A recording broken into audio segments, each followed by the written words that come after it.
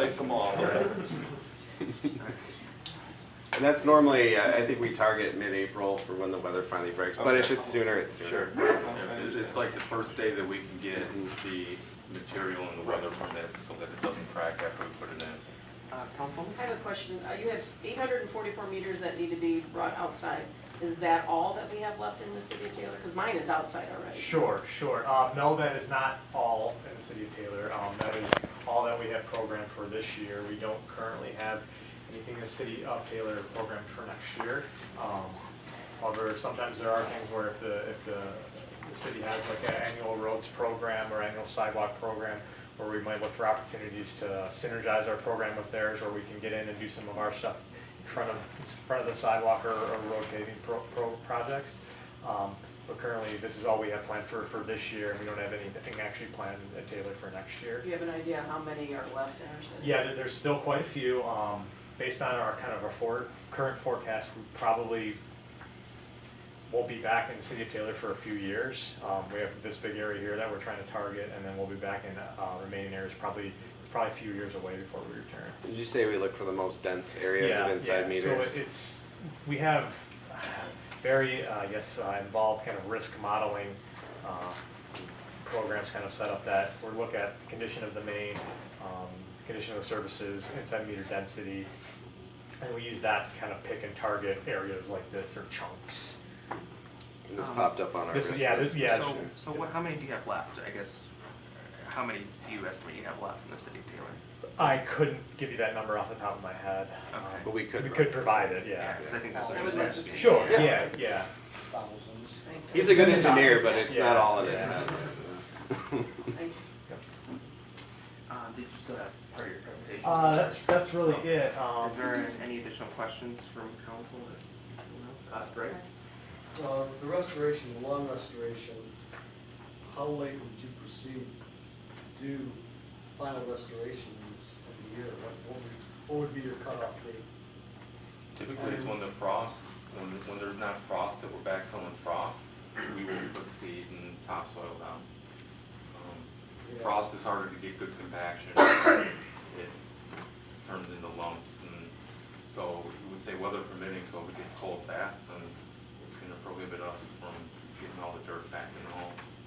Would you add any mulch or straw to it, or just topsoil and grass seed?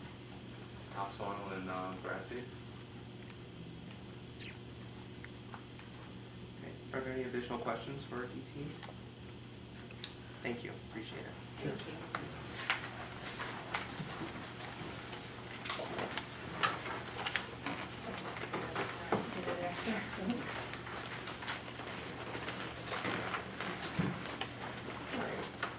Next presentation we're going to have is Robert Luce from Aerotropolis. Rob, you can make my front if you'd like. Sure. Yeah. Good evening, everyone. So Councilman Garza asked that I come and update the City Council quarterly as a result of your approving the amendments to our interlocal agreement about 2 months ago. You might remember that. Made some changes that made it a little bit easier for us to solicit private sector investment and a few other, intergovernmental type things. And again, Councilman Garza asked that I come and update the board on what we've been doing quarterly for the remainder of 2018 and into 2019. So today I want to go over a quarter 3 update with you. Basically quarter 3, it's a June through August update. We just had a board meeting on September 7th, 2 weeks ago, so I'm going to give you a quick overview of the update that I gave the board. I'll go through this rather quickly, and if you have any questions at the end, obviously I'll be happy to answer them. I always like to start with the business development update, being that we're an economic development organization. Business development is at the heart of what we do. So in the quarter 3 of 2018, we brought in 18 new projects, a project being a company that's looking to invest in the Aerotropolis. And on those 18 new projects, we submitted 50 sites for consideration. 10 of those projects were in Taylor, or included Taylor. I shouldn't say they were specific to Taylor, but they included Taylor in the RFP. And 15 sites, of those 50 sites that we submitted, 15 of those sites were in Taylor. So Taylor is well represented, over half on the project side, about 30% from a site submission side. Year-to-date, that brings us to 46 projects. On those 46 projects, we've submitted about 120 sites. That's on track to beat what we did last year in 2017. Most importantly, though, for me anyways, of those 46 projects, 13 of those projects, about 25%, were self-generated. That means these companies called the Aerotropolis directly. They didn't come in through any of our economic development partners at the county or the state or any of these other associations that we do work with. These companies saw what we were doing, probably saw a lot of the investment that's already coming into the region, and decided to call us. So that helps validate a lot of the marketing work that we're doing and a lot of the business development outreach that we're doing. Sticking with projects for a moment, we've got 5 what we call hot projects in the hopper. That's not to say that they're not all hot, but some are hotter than others, and candidly, some of those projects are just companies kicking tires and we never hear from them again. But 5 of those projects are legitimate projects that we think will land in the Aerotropolis in the next 12 months. Collectively, these 5 projects represent 1,010 jobs. It would create 600,000 square feet of new industrial space and be about $112 million in capital investment. So a sizable chunk of change and job creation coming into the region. One of the projects, Project White, is a company that's looking in Taylor specifically. A little low on the job creation side, it would be 20 jobs, but it's a new technology, automotive battery testing technology. It was brought to us from the state of Michigan. They would be brand new to the state. They're currently located on the East Coast, but they see what's happening in Michigan from a powertrain and connected autonomous vehicle standpoint, and they want to be here. And they're eyeing Taylor pretty aggressively, so more to come on that. Sticking with the business development theme, last month or 2 months ago, we partnered with the state of Michigan, the MEDC, and we hosted a FAM tour. A FAM tour is when you bring in a group of site selectors or site consultants, people that help consult companies on where to expand. We brought about a dozen site consultants into the state. They spent 3 days here, but upon arriving in Detroit, we hosted them at the airport for about an hour or so, fed them lunch, told them about what's happening in the Aerotropolis, some of the more recent investment.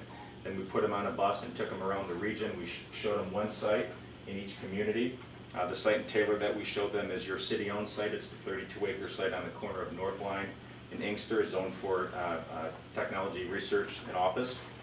Some good feedback on that site, so we'll see if anything comes of it. Oftentimes these site selectors don't have projects that they're looking to work with you directly on right off the bat, but it's about building long-term relationships, and that was really the point of the FAM tour.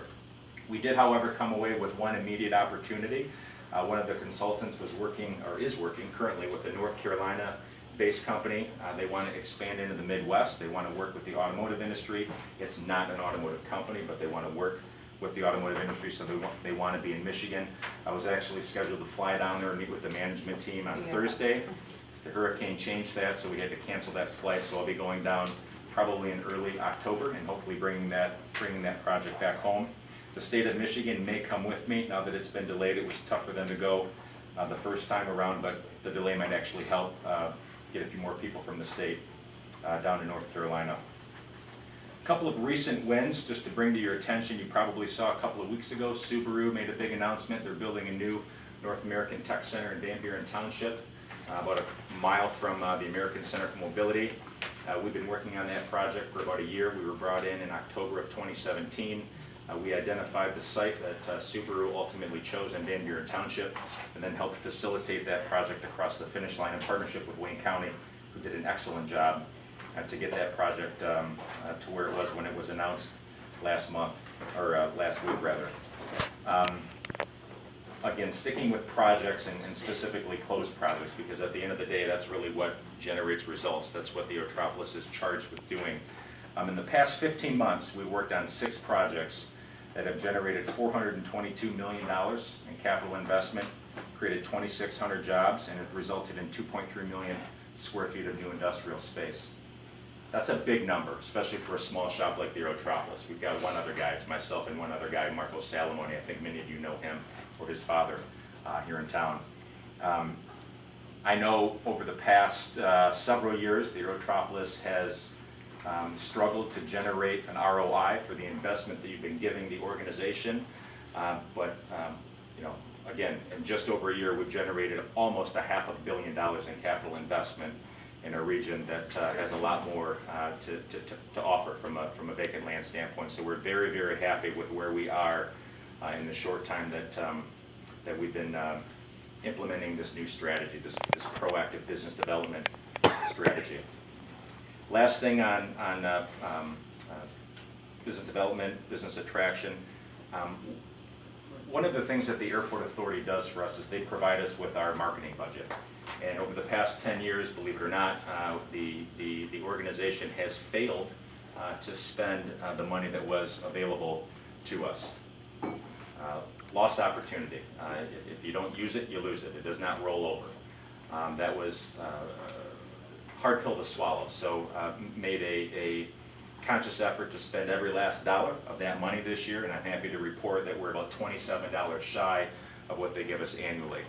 So we've really been very aggressive in placing advertisements strategically in corporate real estate magazines and industry trade journals, promoting not just the Aerotropolis and the assets of the region, but some of the investment that's coming in from some of these very large companies like Amazon. I know you were all familiar with the Amazon project last year.